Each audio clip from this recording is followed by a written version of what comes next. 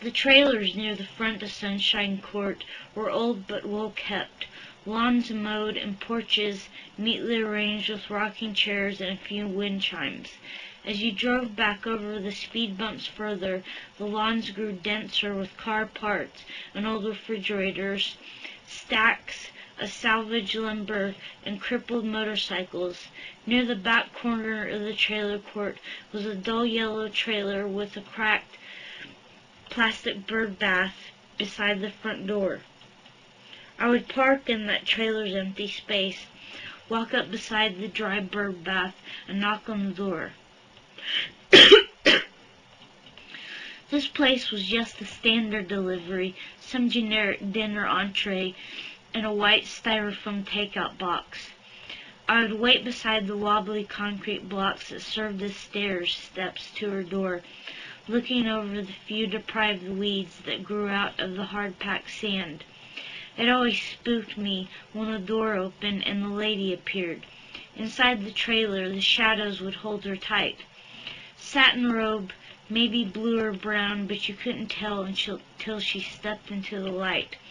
The body of a ballerina, and always the deathly serious lips.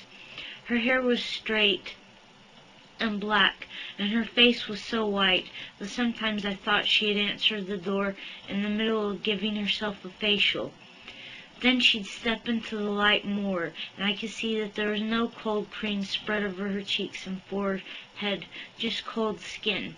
The problem was she looked 30, no gray in her hair, not enough wrinkle in her face as to be any older. I always wondered if she was scamming the charity to get meals delivered to her for free. I couldn't figure how she was a shut-in. The only hint was when I would hand her the white box with roast beef and potatoes and gravy, and her skin would brush my fingers as she reached for it. Her flesh was like marshmallows, reminding me of my grandmother's skin, the way she bruised so easily and felt like her skin would come off in puffs of dandelion seeds if a strong wind caught her. When the lady had to step down into the light, she stepped slowly. Then I could see that she wasn't a lanky ballerina, just about the same height as me, and in spite of her perfect stream of hair and her sharp royal face, her hips were more apparent. I don't want to say she was unattractive because her hips were too wide, but standing above you in the dark, you swear she could go get a contract as a model, and you'd put some money on the probability that she had some surgery to look that good. But when she stood next to you, you'd see she was plain and real. She'd receive the box of food with both hands, looking at the ground as she whispered thank you. Then she would set a pink slippered foot on the step and ease herself back into the trailer. So many times I wanted to say, "Are you all right? Is there anything else I can get you?"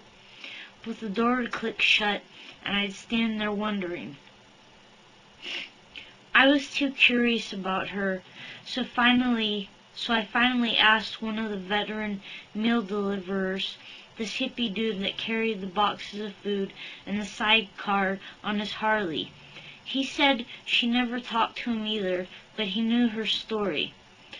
His grandfather had told him about the Temptress, the farm girl who had risen to Duchess of the territory around the turn of the century, back when the town had wooden sidewalks and a hitching post outside the dime store, back before flying carpets went into mass production and horseless carriages were propelled by the tortured spirits of stallions that wizards harnessed instead of 6 cylinders harnessed by Korean engineers.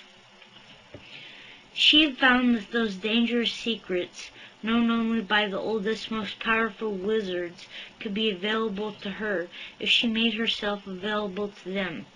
It was much easier than the usual system of being sorcerer's apprentice to some lout, gradually learning magic over the decades of study.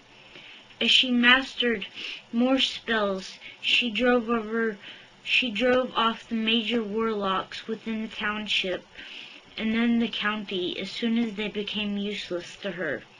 She rose to Duchess over half the territory before it got too boring and she decided that political power wasn't her bag.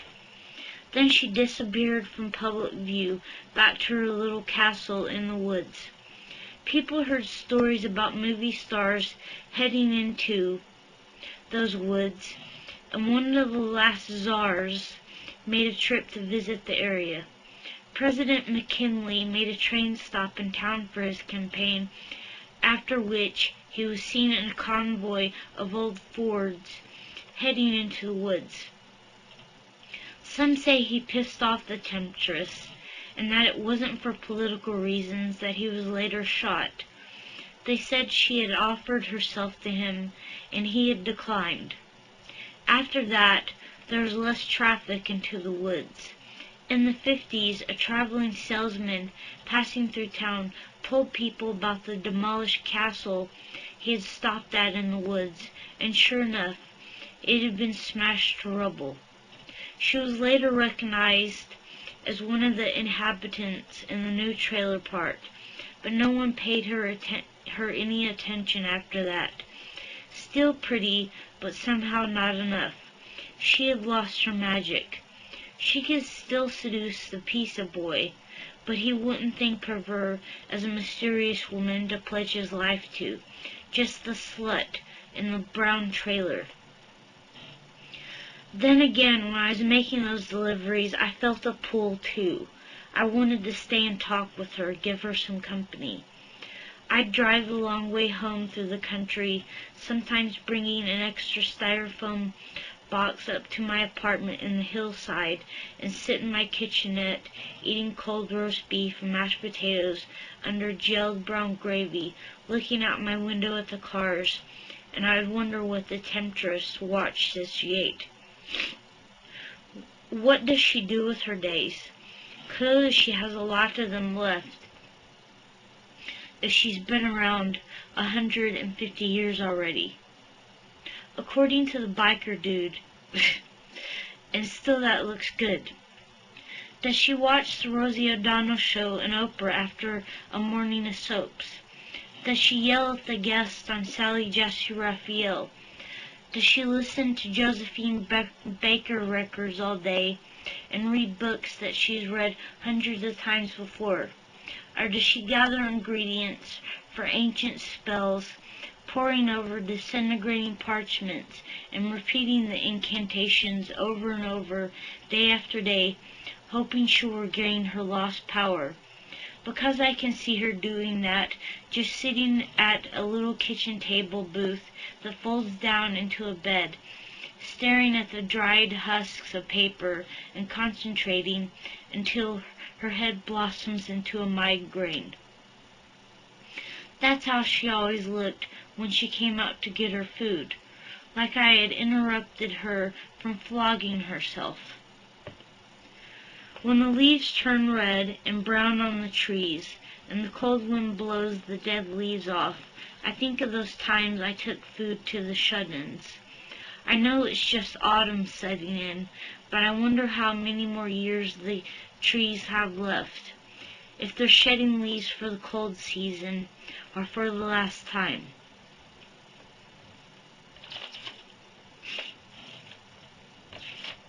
So that was 23 minutes long. Sorry for making such a long video, but I hope Rob is satisfied with that, even though I fumbled over parts.